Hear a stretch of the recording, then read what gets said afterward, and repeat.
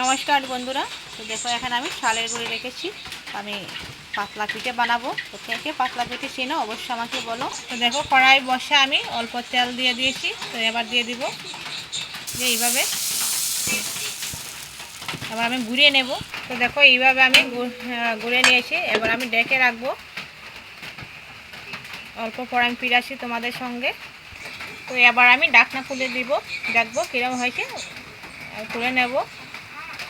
তো দেখো বন্ধুরা এরকম হয়েছে। তো এবার আমি দেখো একদম সুন্দর হয়ে উঠে যাচ্ছে, দেখতে পাচ্ছ কত সুন্দর লাগছে। আর দেখো এদিকে আমি আরও দুটো বানিয়েছি।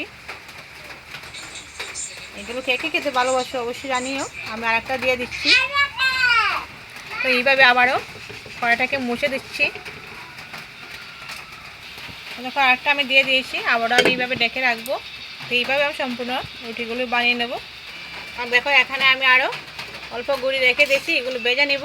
ভেজে অন্য একদিন সিদ্ধ পিঠে বানিয়ে নেব। এগুলো আমি লাল লাল করে ভেজে নেব।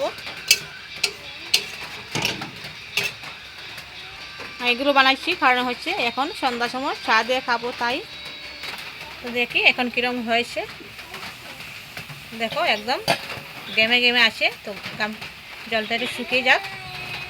হ্যাঁ, ডাকার কারণে জল উঠেছে। তো জলটা উঠলে সিদ্ধ হয় সুন্দর। এবার আমি নামিয়ে নিচ্ছি। দেখো একদম লেগে থাকেনি কড়াইতে।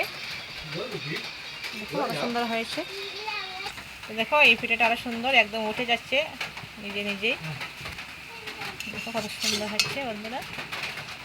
তো দেখো এইভাবে আমি সম্পূর্ণ পিঠা বানিয়ে নিয়েছি সন্ধ্যার সময় চা খাবার।